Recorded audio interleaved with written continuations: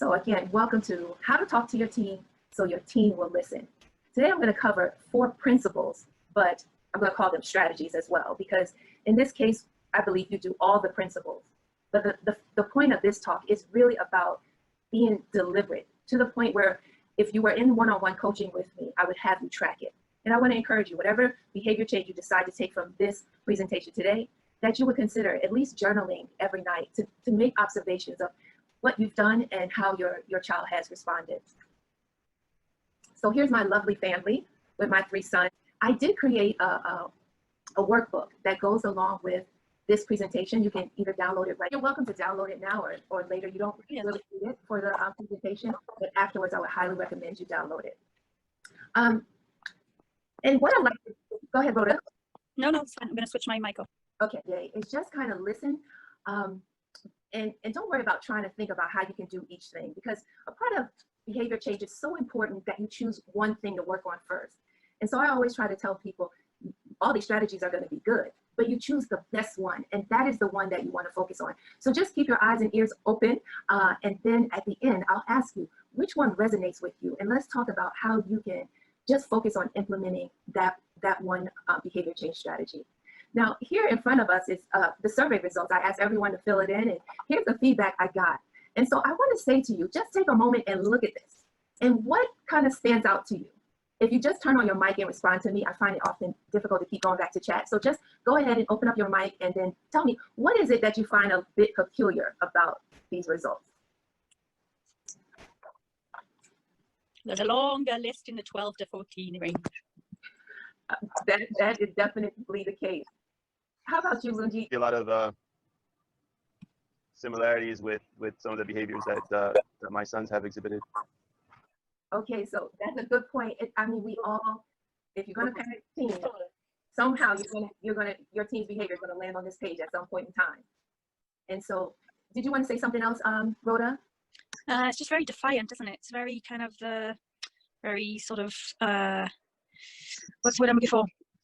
Like it's pushing against something, or they're sort of rebelling against something, I suppose. It's a lot of refusing to do things and kind of, yeah. And that's a great point. And that's the point I really want to stress today, is that this group right here, the 12 through 14, this is a good thing. This is a good thing. This is a good thing. This is a good thing.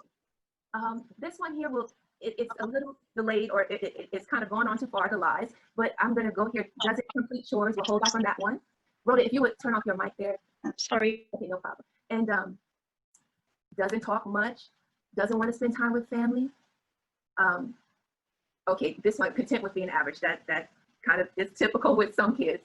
But those that have checks next to it, they are right in line with developmental milestones. So I say to parents, if our kids never hit these milestones, something is wrong. And so in a sense, we really need to be grateful, because what is happening is our kids are crossing that line and developing skills and the development they need, the cognitive development they need to be adults. They don't want to listen. Why? Because they're trying to find their boundary. Can you imagine if they never find that boundary and they become adults and they're always submissive, they're always listening to everyone and never saying no? This development is critical, needed, and we don't want to push it away. We just want to learn how to encourage them to look at their own behavior and give them the skills. Once they see that, okay, many times when we talk to our kids, they already know it's an issue. They know they're being disrespectful. But if all of those emotions are coming at them with the hormones and just these cognitive development, which makes you think one thing one day another, it's just a lot of confusion. So they need us. What do they need us to do? Not to yell at them. They need us to pull back, give them some time and some space, and also to help them understand what's going on with them. To really get them to think about, do you like the way you're behaving? And if not, what do you think you can do to regulate yourself? So we're going to talk about how to go through that process. But I want to just encourage you that if your kid is on this list, you see their behavior, then they are developing. They are going and moving in the right direction. And just take a moment and pause and think, if they didn't, you'd be dealing with a whole nother issue. Your child would have some kind of intellectual disability if they did not actually hit these milestones.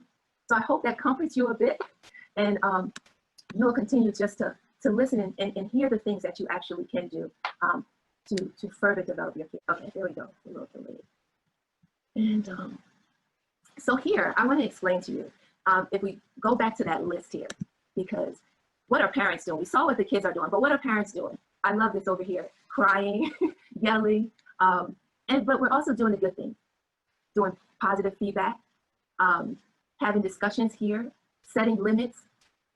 And these are all things you just want to continue doing. But I want to move our attention here is that oftentimes when parents leave these type of workshops, they go, I want to do this, I want to set in, put in some consequences, set some boundaries, and it becomes a checklist to do when you get home. That is not a goal for you today. I don't want you to have a list of things you need to do when you get home. The difference between behavior change and embracing behavior change, in my definition, is for you to recognize that your child is changing, and it's a good thing. And to be willing to change the way you parent as they mature. That is what I define as embracing behavior change for us, the parents. Again, it is something, their development, you do not want to push away. So when our kids start to kind of show out and their behavior starts picking up their challenging behavior, what we begin to do is clamp down. And all of a sudden we become this unpleasant parent to be around. I had a client one time and she said, all my teen wants to do is spend time in her room. She doesn't want to talk to me. And so I said, well, okay, there has to be occasions where your daughter is talking. So what I want you to do is spend the next week just observing, when is she talking? And also make note of what you're saying to her. So this parent was really good. She journaled and kept track. And what she observed, I didn't have to say a word. At the end of the week, when she reported what she found out, she realized that most of her conversation with her daughter was all about commands, or do this, don't do that. And she noticed that her daughter was speaking more to her husband, and they were just talking about having little meaningless conversations. But her daughter was very much engaged in those conversations. So I say that to say is that during this age, our kids really need us just to be pleasant, to be kind and open-minded, and it gets hard. And that's what I'm talking about, embracing behavior change. It's a deliberate realization that they're changing, and this behavior is expected. So what am I going to do about it? I'm going to let it happen. I'm going to soften up a bit as a parent, but I'm still going to maintain proper boundaries. So that's so key. That's why I call it cool, but not cool. Also, we need to be clear. It just makes me laugh every time. Sometimes I'll say to a parent, well, what's the biggest challenge you face? Or name the challenges you face. And so they'll tell me, my child doesn't eat well. They're not doing good in school. Their attitude is terrible. I said, okay, so please tell me which one is like the one you want to work on the most. And I have so many parents who will say all of them. And I just laugh because the thing is, when you're working with teens, I don't know if you think back to when you were a teen, there's not much that is very important. Like a teen has their few things that they're adamant about. And right now you may have a teen that is seeing things that are happening in the world and they're very adamant about it. Teens seem to be adamant about meaningful things. And so when we begin to take a wish list and say, you need to do this, you need to do that, if you notice, I don't know about you, but it's been my experience with my 3 sons, they will sit there and ignore you until you figure out what's the most important thing. And you just think that they're ignoring you, but they're in their head, they're actually saying, all of that you just said is not that important. But they know if they just wait you out, eventually you'll tell them the one thing that you really want them to do. So this is something we really have to work on, is really deciding what one behavior do we want to work on. Yes, they have many challenges. Often our kids have more than one. But when we sit down and we really think, which one is the one that would really make our family life better? That's the one you want to focus on first. Curious. Again, this goes back to the development stage. I kind of liken it to a puzzle.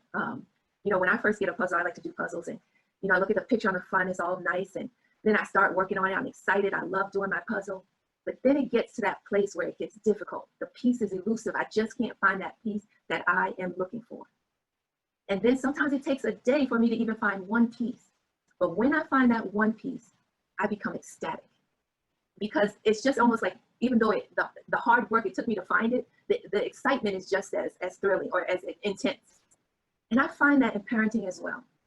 If you just become curious, if you just start to look at your kid and say, who is this kid as a person, not just as my child? How do they think? What do they like? What don't they like? It's almost like you begin to just see, fill in those puzzle pieces. You look long enough, you can see patterns. You can see, that's what triggers my child. And if you know what triggers them, most of us will not continue to do it. And so I think I want to stress to you today to find that place of curiosity, of learning who your child is as a person. And then the last principle that I'm going to go over today is talking about caring. Of course, we care for our kids, but we often struggle to care about their thoughts. And as I said before, at this age, when they're developing, what they're doing is pulling away. A lot of times in that defiance, it's like, no, I can think for myself. And we're still in the mode like, no, I just told you what is right. You don't need to think for yourself. But as they get older, and especially that 14, 15, when they're becoming really set with what's right, what's ethical, that is the time to really listen. Even if you don't believe what they're saying, you want to follow their logic. And so, and then as you begin to understand and you just say, oh, well, that makes sense, you begin to hold it in your conversations. Like you may have a conversation with your loved one at another point, and you can just say, well, you know, Johnny brought this up to me earlier. I learned this from him. They know you care about their thoughts. Okay, let me stop right here. Do you have any questions? If so, again, just turn on your mic. No, no questions. No questions. No. Lunji, we okay? Yes, we're okay. Thank you. No Okay, questions. all right. So now let's get down to how you do it. Oh, before then, I forgot, I want to show this. I decided, let me do a little informal research. So I asked my kids, do you think that Daddy and I are cool? And so, you know, and I told them, of course, I was just like, you can answer this question before I ask them question. You can answer it however you like. And my 22-year-old said, yeah, all my friends like you guys. You know, that has always been the case. And then the 19-year-old said, you and Dad, you are cool because you don't have dry personality. And I'm going to jump down to my teen assistant. I work with a teen, and she said that her parents humanize themselves, and so that's what makes them cool to her. Well, my 16-year-old, he's one who doesn't talk much, and so I asked him the question, and he just kind of said, okay, let me think about it. And then he responded, he says, you know, Mom, this is a loaded question. I said, well, why is it loaded? And then he began to say, he says, you know, you guys are cool, but there are many ways where you're not cool. And I said, go ahead, go explain. And so he said, well, you're cool because you let me do a lot of things just because you tell me, you know that I'm going to do the right thing. And he says, I appreciate that. And I was really shocked that he thought that was a cool way of parenting, but that's what he came up with. And then the other thing he says that you never restricted our friendship, you know, friends. And he's right. We happen to, even two of our kids had friends who smoked marijuana. And my husband and I, we talked about it. And we just decided to just let things kind of play out. If we saw a change in our child, we said that we would bring it up, but there was never a change in them. And so, and I just will interject here about this particular one, the 16-year-old, his friend was expelled from school because he had marijuana on him. And my husband was on the school board, so we knew about it, and he came home. And at that point, I was really feeling uncomfortable. I thought, well, maybe I really should interject here and say, you can't be around him. And so then I called my oldest son, who is very wise, and I often depend on him to give me his perspective. So I called him and I said to him, I said, this is what happened with your brother's friend. And he said, Mom, he said, I think you and Dad are doing the right thing. Don't say anything right now. I said, well, why? He says, because some kids need friends like my son's name is Malachi, like Malachi. He said, do you remember the boy that I used to hang out with who always got in trouble in high school? I said, yeah. He said, imagine what his life would have been like if I weren't there to tell him, you know, the good things and to kind of be a role model. And so my son, he too was having faith in his brother, that his brother was doing the right thing. And in this case was actually being helpful to the friend by just being there. Turns out when this all blew over and we waited till the school year ended, this kid, he was able to come back for the graduation, and they asked certain kids who wanted to talk about their classmates. This kid stands up and talks about my son in such a powerful way that the audience, they just were in tears. So I will just interject there that it is, our kids value that we appreciate their friends, and just because their friends' behavior isn't that great doesn't mean that they're always going to influence our kids. In fact, at an early age, I taught my kids too, if they were a friend and their friend wasn't doing well in school or, you know, getting in trouble, I would tell them, you have to go tell your friend something. And we would practice it at home, because I said, if you're going to be a friend, you're going to be a real friend. And so I think that's definitely where the 22-year-old picked it up. Was, I remember it started in kindergarten. He kept getting a kid in his class that he was his really good friend, and he was always on the red card. I said, if this kid is your friend and can't go to recess because he's always on the red card, then you're not being a friend.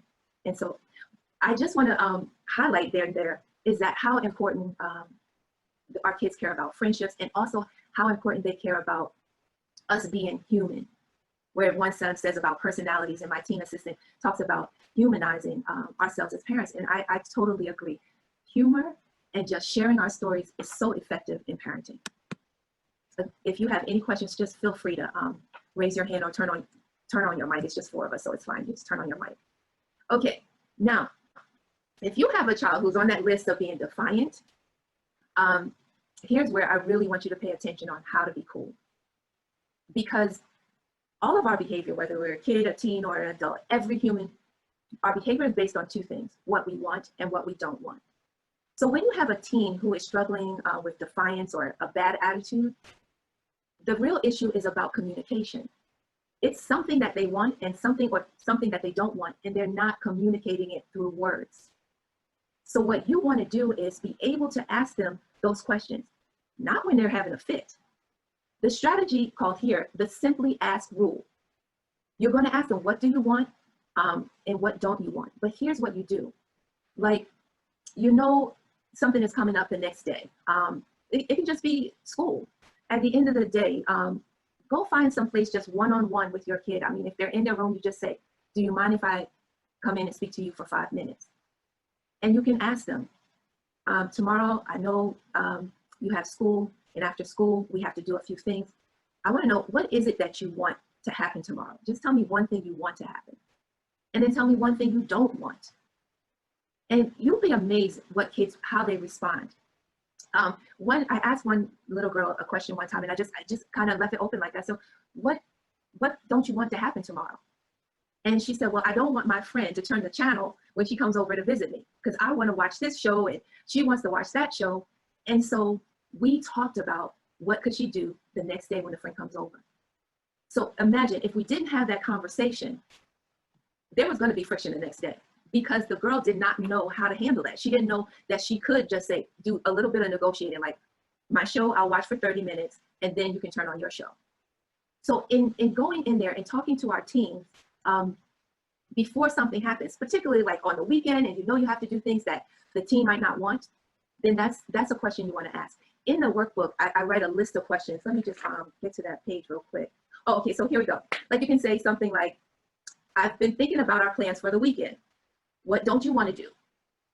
And then after they express what they don't want to do, you can just say, I'm glad I asked, because you didn't know that. So this is great information. So again, you're showing your curiosity in them. Now, how do you show that you care? What you're going to do is take that information and say to them, okay, I realize you don't want to do this, but I'm willing to change this, but this part we still have to do. Okay? So if you have a child that's really struggling in that area of attitude, defiance, just talking it back, you want to spend a lot of time in this way of prefacing different things, asking them. So even this question in the workbook I have, what would you like for me to do differently? You can ask your kid. If you're in the car, I love being in the car with a kid, especially when they're alone. You can simply just corner them for a minute and say, hey, what would you like for me to do differently? Just throw the question out there. They'll be shocked, but you just tell them, answer it any way you choose. And then you just listen to them. Another question you can ask them, because if there's like conflict, they just can't stand their little brother being around them, you just ask them, what do you want your brother to stop doing? What's the number one thing you want your brother to stop doing? And then you can just say, okay, go ahead and ask him.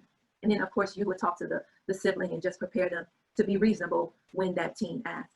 But these are life skills, helping our kids to communicate. And then the next rule I want to share with you is the 3-to-1 rule. There was a study that was done in the Journal of Pediatric Healthcare. And what they realized, they asked 128 parents to kind of give an estimate of how much they praise versus how much they criticize. And of course, parents said, we praise a lot. And they felt like they didn't criticize that much. So the study, of course, did some over time, observed families. And what they realized was parents criticized 3 times to every 1 praise. And so what I call this the 3-to-1 rule. We're not talking about, in this case, criticism versus praise, but I'm talking about yes versus no. Remember I said as our teens' behavior becomes more challenging, we tend to clamp down and we just get frustrated. So we tend to say no a lot more. And nobody wants to be in a house where you hear more no's than yeses. It's just a fact. We wouldn't want to live with someone who we feel is just so grumpy, they're always telling us no. So again, we have to be very cognizant of that and deliberately think, how can I say yes to this kid more often? Now, of course, there are the things that they ask for and you just say, yes, it's unconditional. But they may ask to do something and you're like, no, your room is not clean. So instead of leading with a no, lead with a yes. Yes, you can do that. Just go clean your room. Okay, so they might ask to go to a friend's house. And you can say, sure, just make sure you put the dishes away. Okay, instead of, no, you have to do this first. And you definitely want to change the conditions, you know, and don't make them too difficult, because again, that's just as the same as saying no. Make it something just small. The key here is for them to get used to you hearing them, you say yes. Why? That softens up the environment and pipes them down, so that when you tell them to do something, they'll be more inclined to do it, because they don't see you as an adversary. Like, oh, she was really cool. He was really cool. He allowed me to do this when I was expecting a no. Okay, any questions? So in the workbook, I do have a few examples, and it says, you can say, okay, like in the workbook, the scenario is a kid is playing a video game or wants to play a video game. And, you know, many times we'll just say a flat out no. And so in this case, I give a scenario and the parent responds, sure, just set your alarm first so you remember to set the table for dinner, okay? Again, these are small ways of changing the way we word something, but also in that, check that out, set your alarm first. You're giving them a skill of how to remind themselves to do something so they don't fail at doing it. And this they will pick up just from you saying that. Okay, another way you can say it, yes, is yes, just clean your room before you go, or excuse me, or before you play. This one I use with my son when he was growing up. He loved video games as a 16-year-old. I would say, sure, you can play. Once you play for an hour, just stop and read for an hour. And he would always just be like, okay, no problem. And he would set his alarm for an hour and he would read for an hour. Instead of me always saying, you need to read, you need to read. I put the condition with something that he wanted to do. All right, now here's the part of being clear. Now for parents who don't have the issue of a child being defiant or attitudes, but you have a kid who is just kind of not responding. They're like lollygagging and doing, not really responding to you. You have to tell them 2 and 3 times over to do something again. Here's where I want you to be very clear and think about, when are they ignoring you? Let's try not to, worry about getting them to respond to you 100%. Let's think about the time that drives you crazy that they ignore you. It could be in the morning that they're not listening, they're not following directions. That is the time that is causing you the biggest problem. So that's where you want to begin to focus on. And why is this a problem? Well, one, it takes a lot of energy. It wastes this time in the morning. And then how will solving this benefit your kid? Of course, they'll be to school on time. They'll feel better in the morning. So all those things you want to think about in advance. Then the last thing is the most important. Remember, we're not trying to get them to follow your directions every time, just in the morning. Because you know what happens is when you're successful at getting them to pay attention in the morning, if that's the problem area, it's going to transfer into other areas. It might be slow to transfer, but eventually it will. So you have to think about, what skill do they need? And I know you go, oh, they already know how to get up in the morning and get dressed on time. But you have to now pull out your questions of curiosity and just ask them, what's going on in the morning? What is keeping you delayed? What gives you the most frustration? Those are questions that you would ask. So right here, I want you just to begin to think about that thing that is frustrating you the most, turning it into questions and trying to understand what is going on in your child's head. And so here are questions you can ask yourself, like to develop this level of curiosity. Because I think we as parents, we take for granted that we know our child. And I don't know about you, but when I went off to college and I came back home and I was behaving differently, I was eating different foods, and my mother kind of got a little attitude. And I felt it was because she felt like she knew me. She raised me, she knew me. But what I was wanting her to recognize, that I was a different person. And I think our kids are the same, our teenagers, they're feeling all of these changes and they are feeling like they're different. And they just want you to see them as they are right now, not as they were as a child. So if you could just begin to develop that level of curiosity, who is my child today? How are they thinking today? Let me just ask them some questions and get in touch with them. Now, for parents who may have teens who don't talk much, you might just send them a little text in the morning and just say something like, what can I do for you today? Is there anything you want me to do differently? So those are the type of things you can do just to reach those kids. A lot of teens prefer to text instead of to talk. And listen, it's just a stage. Meet them where they are. And of course, I like this. I mentioned it earlier about when your kid says something interesting, letting them know that you never thought that way before, and that's interesting. You think it's that was an intelligent observation, and bring it up later to someone else while they are in your presence, because they'll begin to feel good about their thought processes. Here are questions you can ask your teen. What do you think about this? For instance, in the morning, if the problem area is in the morning, and then they tell you what is happening, like why, what their struggle is, you can just simply say, well, what do you think about this if we did this? And then allow them to respond. So another thing is, if they come across a problem or a situation, you're talking as a family, this is a good table question. If you were a parent, what would you do in this situation? Sexting, that's a good question to ask at a dinner table. How many of you know of friends who sext? And then just ask them, if you were a parent, how would you handle if your child was sexting? Then whenever they come to a problem, sometimes I think parents, we do a lot of work that we don't really have to. We can just ask them, what consequence do you think is appropriate? And what I have found is that kids can be even harder on themselves. They would give a worse consequence than I would give them. And so what you can do is just, even seem even cooler by saying, you know what, I think that consequence is a bit harsh in this case. So here's what I like to do. Here's the consequence I'm going to give you. And more importantly, this is going to be the consequence every time. So that if you don't wake up in the morning, you will not be going to after school activity. That's going to be the consequence every time. So there's no threat and no changes every single day. Once you have that conversation of what is causing the problem in the morning, and then you come up with a solution that your teen agrees with, then whatever the consequence that you both agree with, that is the same one every time. Because what causes parents a lot of stress and a lot of energy is trying to come up with those threats. If you don't get out of your bed, then you're not going to be able to go to your friend's house this weekend. You keep it the same every time. And if they offend someone or they do something that they really need to make amends for, you just want to ask them, how can you make this right? The last one is how to be caring. Again, I said we all care for our kids, but as they become teenagers, we have to demonstrate our affection and our support differently.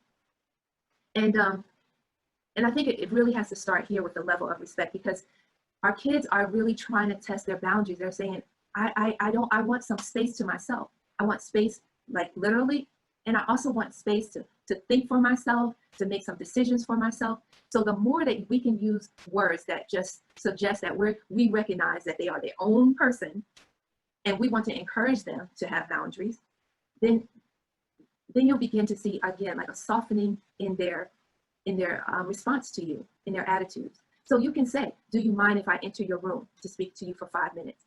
And what I love about this here is you're asking, can you go in their space? And you're also giving them a time limit to let them know to expect just 5 minutes. Because oftentimes our kids think, oh God, here goes a long conversation. But often, even for the kid who, I've done this for my kids, just say, set your timer. I'm done after 15 minutes. And usually when I'm asking them questions and the timer goes off, they want to continue to talk sometimes. So if you can just get in the door with a bit of kindness and respect for their development, I think you'll begin to learn more about them. They'll begin to open up. Again, we talked about this as well, is validate their perspective. As they're talking, you might not agree with them, but you can understand their logic, their thought process. I remember one time having a conversation with my 22-year-old. He was in college and we were talking about marijuana. And he was like, well, Mom, it's good for you. Or not it's good for you, but it's not bad for you. And of course, it hurt my heart to hear him say that and to hear him feel so sure of himself that it was okay. But I was really willing to listen. And I heard his arguments. And so I said, okay, I don't even have the answers to reply back because I'm not even knowledgeable. And so I said, well, do you mind? I saw that Sanjay Gupta on CNN had a special. I said, do you mind? Let's watch it together and then let's talk about it. And we did. And we had a great conversation. I learned a lot from him. And I wasn't, basically in the end, this is my personal feeling. I said to him, I said, I've had grown up with friends who who used marijuana, and it was laced. And I remember one kid in high school, he actually lost his mind because the marijuana was laced. And I said to him, you know, you're gonna be in college. I can't see what you do. I hope that you don't do it. But if you decide to do it, I said, personally, I would want you to grow it or go somewhere where you can buy it. At that time, it wasn't legal.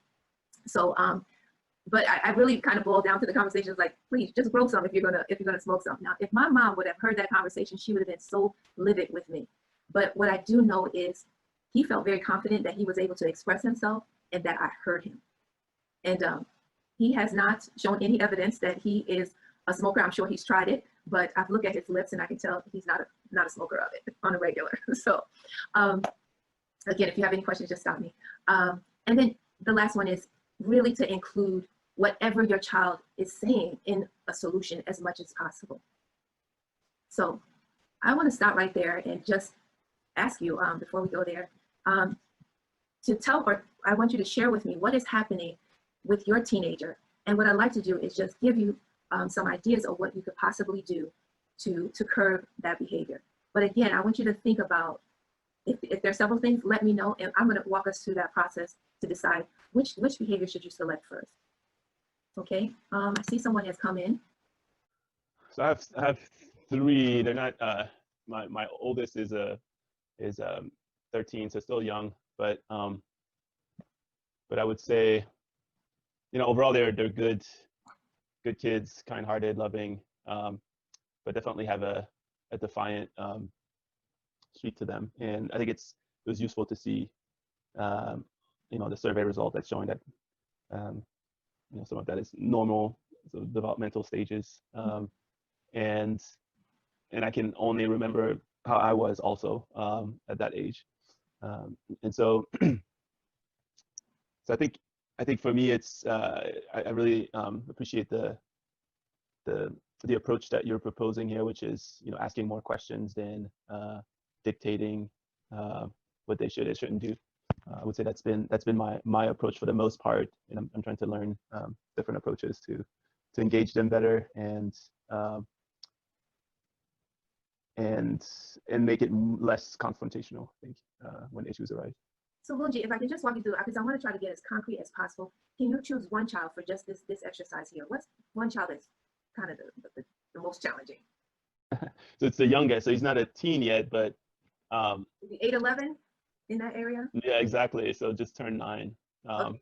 but takes liberties, I guess, that I don't know if it's because he's the youngest, but definitely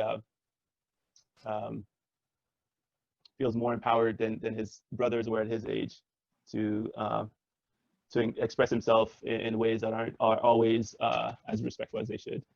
Okay, cool. So one, we see that environment makes a difference, because the other two, right, you have 2 older kids. Yes. Now this third one has 2 examples to learn Exactly. from, right? So this third one has grown up much faster than the other 2. Right. Right. And so in their thoughts, so they're taking in all that their older siblings know.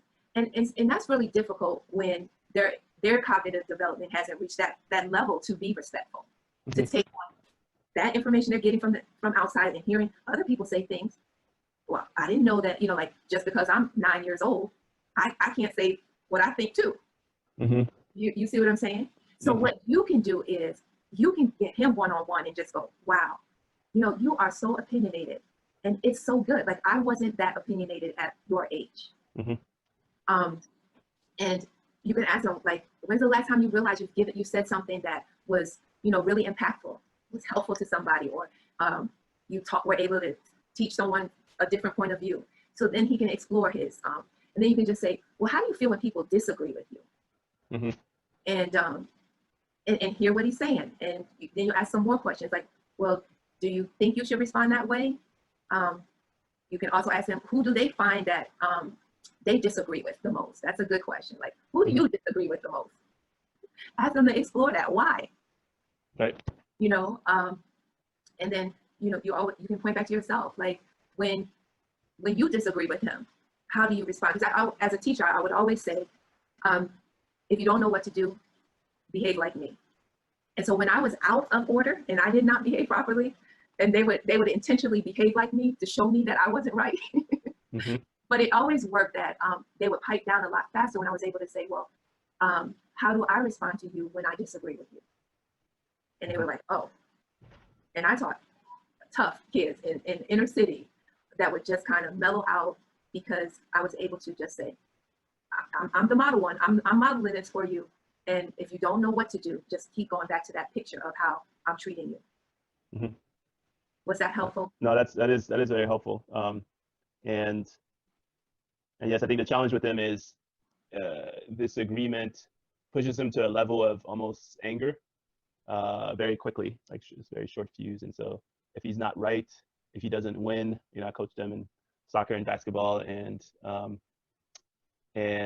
you know, so if the referee makes a bad call, if he doesn't like what the coach is saying, and oftentimes I'm the coach and sometimes also the referee, and so you get it double time. Exactly. But no, I think your point about taking them one-on-one during those calmer times, which we have on a daily basis, is a good approach to ask them those questions about where it comes from. And Boji, I want to say this to you. You are a coach, and so see it from a coach perspective.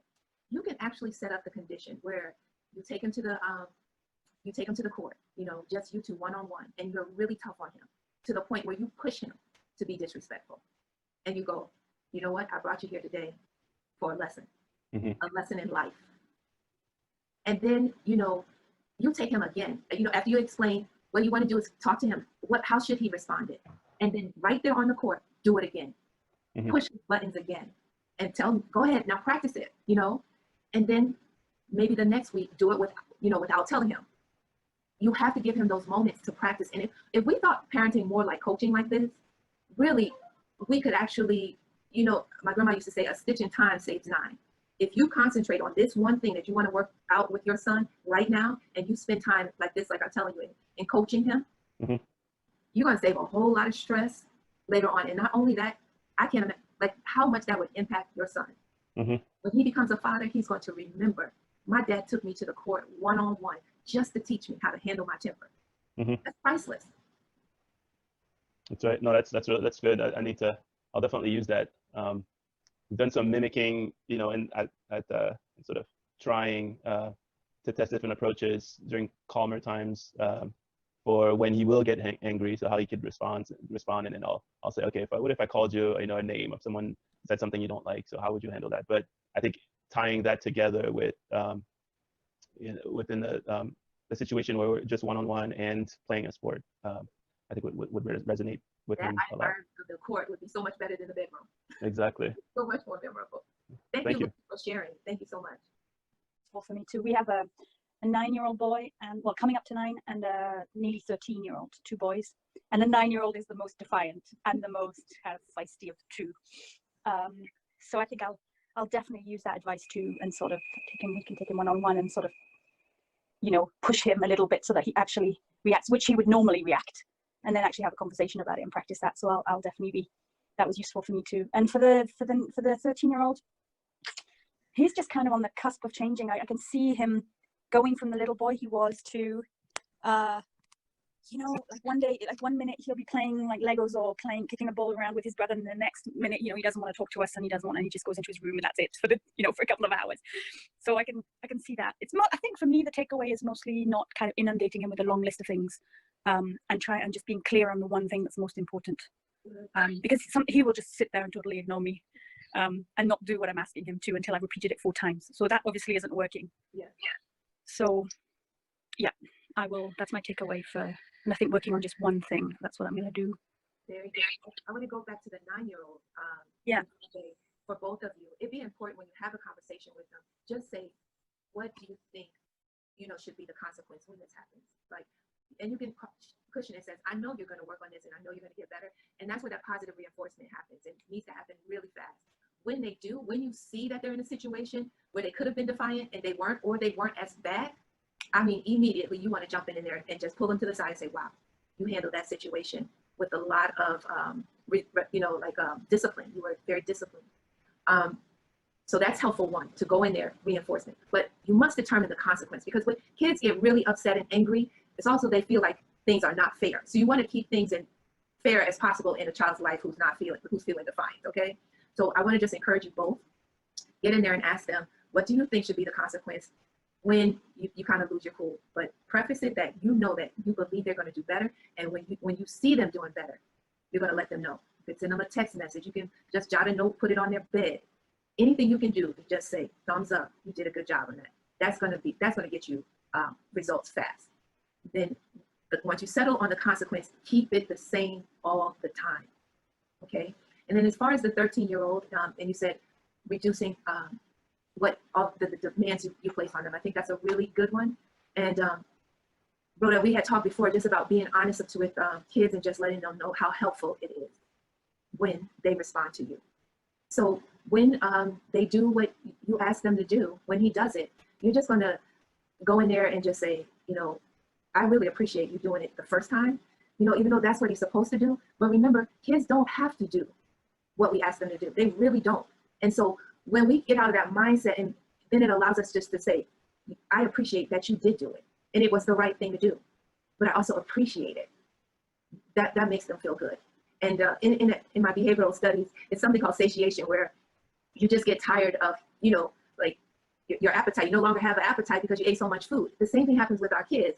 They hear our voices so much till it just becomes background noise. So if we can just save our voices for yes, yes, and yes, then when we give a command, they'll be more likely to listen.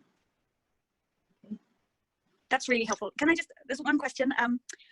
What would you say if, for example, consequences are then different for two kids? And then it comes up in conversation, you know, well, this is my consequence for doing that, and you're not giving the same consequence to, you know, my brother. No, if it's the same offense, then it would be the same consequence in the same household. That would be in the same household. Okay. Yeah. Okay. Okay. That's useful to know. Okay. So I think the problem I'm coming up against is that I was a different mum when our oldest was 9. I had, you know, I hadn't, I've learned a lot of stuff in the last few years. And so I think my consequences have changed. And so my 9-year-old isn't getting the same consequences as my 13-year-old when he was 9. And so he's looking at his brother and going, well, you're not so tough on him. You didn't, you know, you were much stricter with me. You wouldn't let me get away with that. And why are you talking to him? You didn't talk to me. You just kind of lay down the law. And so I've had some conversations with him, but I think there's a lot of kind of making up to do with him, where I'm sort of trying to say, you know, listen, I've changed. I'm, you know, I was wrong on certain of those things. I'm sorry. But then he holds it over me a little bit and goes, yeah, you're wrong. So why are you wrong now? So that's the conversation, an ongoing conversation about, yeah. I want to suggest to you that you take that son out. I hope you're not on lockdown if you're on lockdown. But when you get out, take your son out. Do something that he enjoys. And after the event is over, you're in the car, you can just say, son, as your parent, as your mom, what one thing would you like for me to do differently? Yeah. And that's it. That's all you work on. Okay. Okay. And you will see that it's showing him how you have changed as a parent because you wanted to parent better. Right. Okay. Yes. You're telling him that, but then he'll be able to see, because I just told my mother this is what I want her to do. She's right. actually doing it. Right. Yes, that's great. Thank you so much. Very helpful. Same situation with me. I am not parenting the same way. Well, I want to say kudos to you both, because you're suggesting that you're developing as parents, and that's what I mean. Remember, this lesson that you're learning is what you want to teach your kids. It is never too late to change. And you notice that you needed to change, so that you begin to put in, use some different behavior. So please share your stories, but most of all, if you ask them that question of what they want you to do differently and you change, I mean, telling them about change and showing them that you change, they're two different things, right? And they'll learn much faster when we actually model it. Flavia, I see you going to make just one small one, and write this accountability sentence out. For me, parent coaching is lovely, you know, and speaking to parents, but there's nothing more than I want is for us to change, and change happens one little step. And so I don't want you to leave here just with like, oh, I should do this. I want you just to make one commitment. I will blank at least blank times per week. And it might just be, you say to yourself, I'm going to have that coaching session with my child. And you, instead of saying times per week, you can just say, I'm going to do this by next week. And when I reach my goal, when I complete this task, this is how I'm going to celebrate. This is how I'm going to positively reinforce myself. Parents, we have to also treat ourselves, because it makes a memory when you make something special out of it. You don't take for granted that, wow, I stopped and I paid attention and I gave my child what they needed. And because of it, I'm going to pull away for 30 minutes and go read a book, go play golf, whatever, that's something special you want to do, just because you made parenting a priority, and you should celebrate that. I want to invite you back next month, just to hear your stories, to find out how did it go, what challenges, what wins, what challenges did you face over the past month. You can join me same time, same place. I send a link to you. Let me just pop that link in the chat box. 1 second. And I'll be here, but I won't be doing a presentation. What I just want to be here is to hear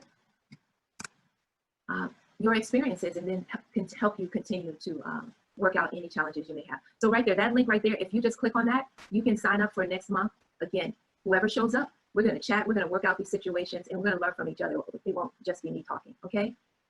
Any questions there? And then the last thing is at the top, Flavia, there's a link at the top of the chat section, and it has a free workbook, e-workbook that goes with this presentation. There's a recap in there. I tell you, give you some sentences for how to talk to your kid, give you a space there to practice, write your own script, some resources. And should you decide to download this and finish this workbook, I will give you a 1-hour coaching session. Because if you're willing to put in the work, I'm willing to have a session with you 1 hour for free. Okay? If you have any other questions, feel free to ask me. Otherwise, I look forward to seeing you next month. If you want to join in on that conversation. Thank you so much. Thank you very much. Very much appreciate it.